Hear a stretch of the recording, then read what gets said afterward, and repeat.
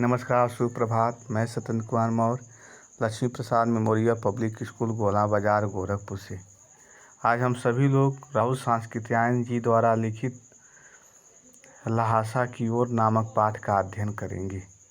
जैसा हम सभी लोग जानते हैं, तिब्बत की राजधानी जो ल्हासा है वह अपनी प्राकृतिक सुंदरताओं और विशेषताओं के कारण लोगों का ध्यान अपनी तरफ आकर्षित करती है। ऐसी स्थिति में लोग उसकी यात्रा के दौरान काफ़ी लोगों को दिक्कतें, कठिनाइयाँ, परेशानियाँ आती हैं, फिर भी लोग उस मनोरम जगह का यात्रा करने के लिए लालायित रहते हैं। तब तक हम लोगों ने देखा कि लेखक लंगोर पहुंच गए हैं। अब आइए हम तीसरे और अंतिम वीडियो के माध्यम से देखें कि इस पाठ की क्या उद्देश्य हैं, इस पाठ से हमें क्या शिक्षा मिलती है। तो आइए देखा जाए। हम अब टीडरी के विशाल मैदान में थे। लेखक कहते हैं टीडरी जो वहाँ की जगह है, वहाँ की विशाल मैदान में थे, जो पहाड़ों से घिरा टापू सा मालूम होता था, जिसको देखने पर ऐसा लगता था कि चारों तरफ उसके पहाड़ से वह घिरा हुआ है और टापू जैसा वह महसूस हो रहा है। अब देखिए, चारों तरफ से जब पहाड़ घिर जाएंगे और बीच में जो रहेगा वह टापू जैसा महसूस होगा। क्यों? और वहाँ की जो नज़ारे होंगे वो अभी अपने आप में काफ़ी अलौकिक होंगे, क्योंकि ठंड के ऋतु में छोटे छोटे जो पत्थर होंगे, जो छोटे बड़े जो पत्थर खंड होंगे, तो टेम्परेचर जब एकदम -सेल्सियस में जाएगा तो बर्फ़बारी पड़नी शुरू हो जाती है और वह बर्फ़ की चादरों से पूरे वह जो पहाड़ होते हैं, बड़े बड़े पत्थर होते हैं, वह सब ढक जाते हैं और एक चोटी का रूप ले लेते हैं। उसी को हम छोटी छोटी पर्वतमालाएं भी या चोटियां भी कहते हैं। ऐसे स्थिति में हम आप देखेंगे कि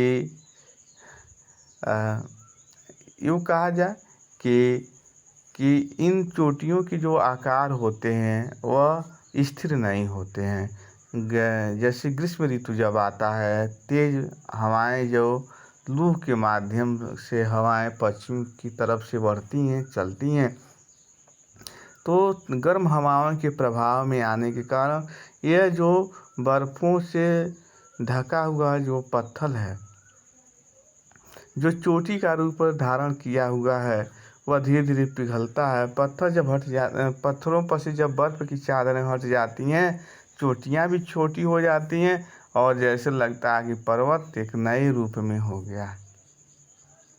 वहीं ठंड के मौसम में हम देखते हैं कि पूरा जो पर्वत है वह सफ़ेद सफ़ेद आकार का हमें दिखाई देता है और उस सफ़ेद आकार के उस चांदी के समान चमकते हुए उन पत्थरों पर सूर्य की जब लाल लाल किरणें उस पर सुबह के बेले के समय का जो लाल किरणें पड़ती हैं, वह उसकी सुंदरता को इतना मनमोहित कर देती है कि देखकर ऐसा आभास होता है कि जैसे कि स्वयं प्रकृति रूपी सुंदरी ने यह रूप धारण करके वहाँ पर बैठ गई।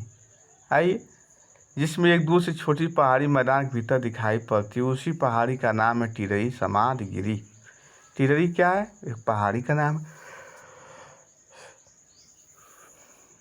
आसपास के गांव में भी सुमत के कितने ही यजमान हैं। सुमत के जानने पहचानने वाले लोग भी आसपास के गांव में बहुत ज़्यादा लोग हैं।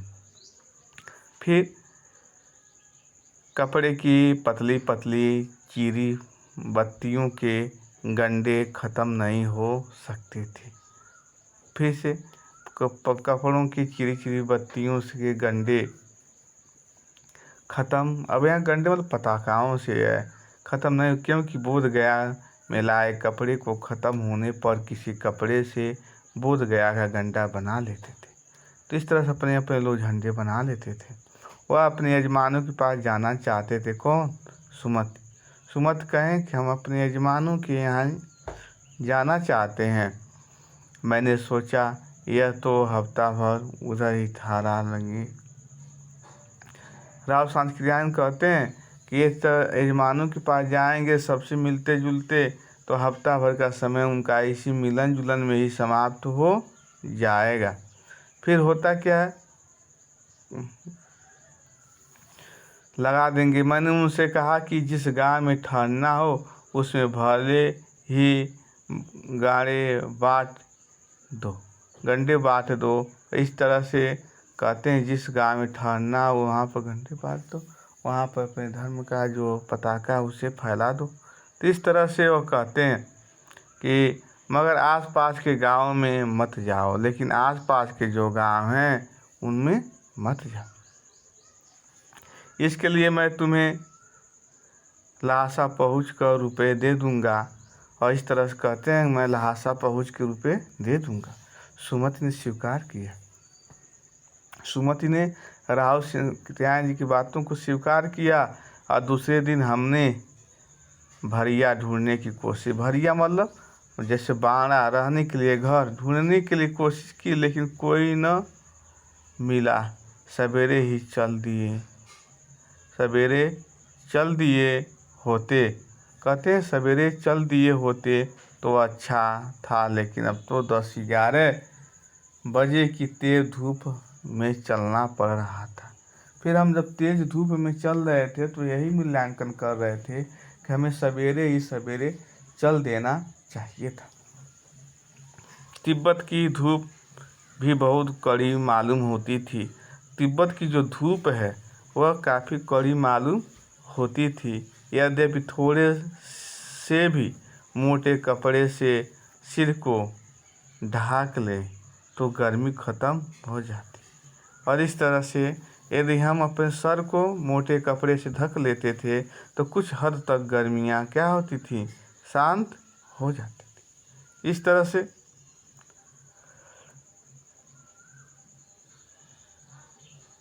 बहुत तिब्बत की धूप बहुत कड़ी मालूम होती है। यदि थोड़े ही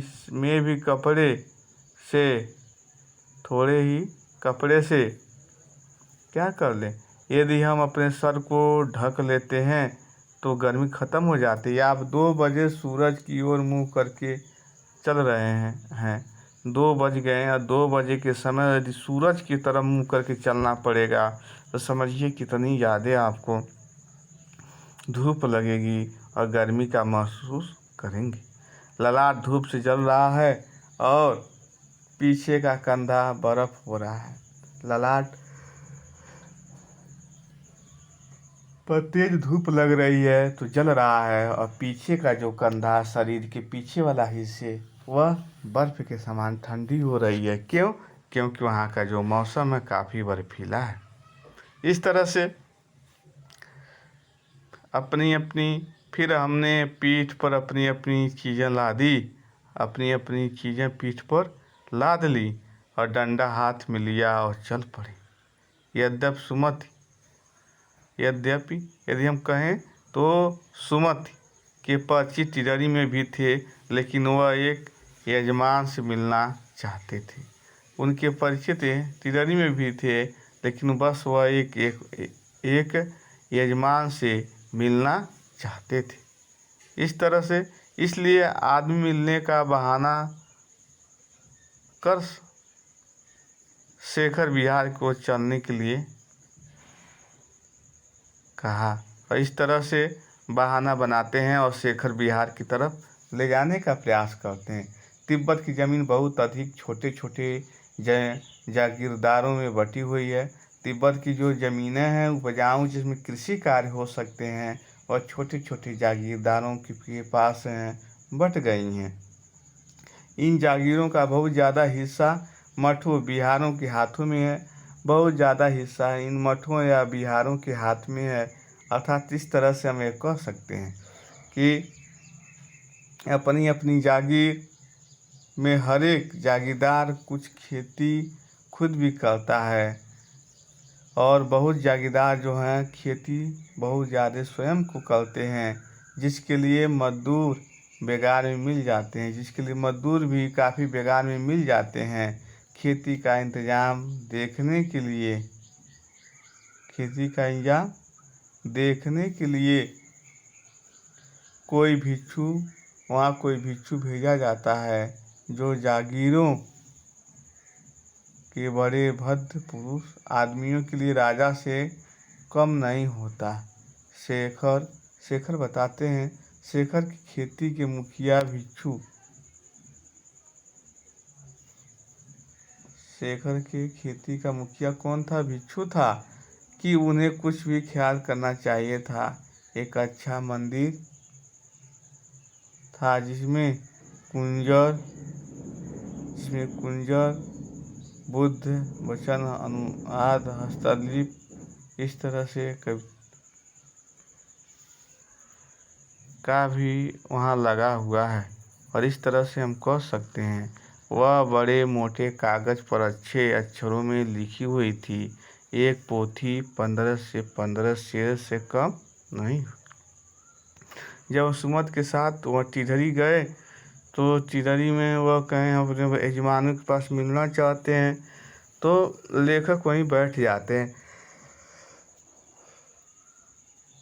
कहते जल्दी आइएगा। फिर वह कागज पर लिखी हुई 15-15 शेर किलो वजनी किताबें सुमत ने फिर आसपास अपने यजमानों के पास जाने के बारे में पूछा। फिर उनसे पूछता कि आप भी हमारे यजमानों के पास चलेंगे?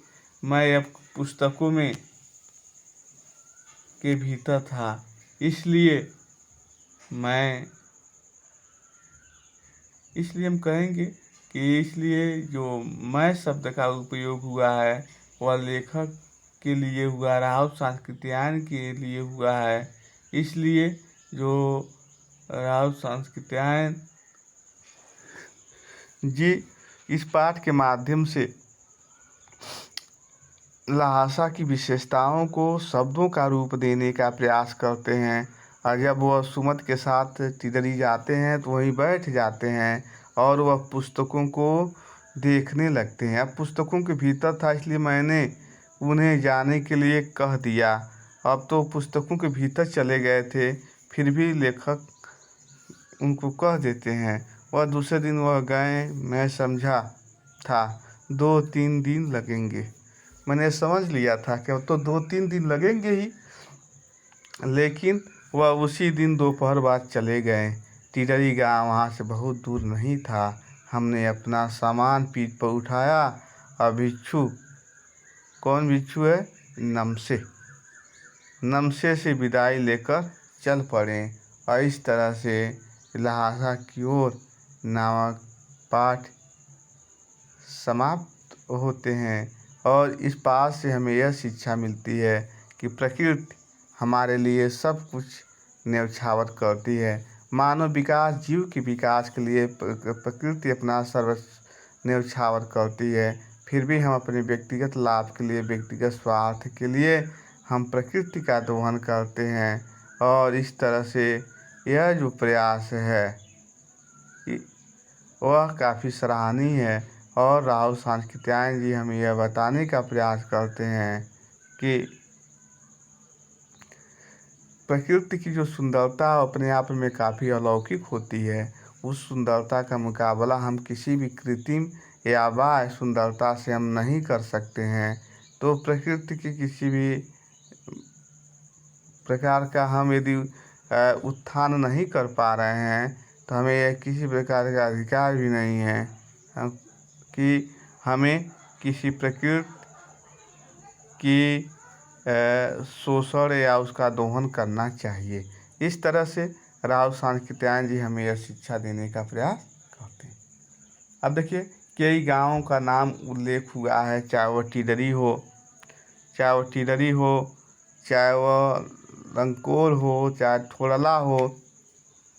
तो सभी जो ये गांव जो हैं, जो रास्ते हैं, इन रास्तों में किस प्रकार की परेशानियां आती हैं यह सब इस पाठ में बताने का प्रयास किया गया। जैसा हम सभी लोग जानते हैं कि निचोड़ भाव में या यूँ कहा जाए सारांश भाव में तो लहासा की ओर जो यात्रा है और राहुल सांस्कृत्यायन जी की एक यादगार यात्रा है, जिसमें वह एक महिला के कपड़े पहनकर उस यात्रा में सम्मिलित होते हैं। और वही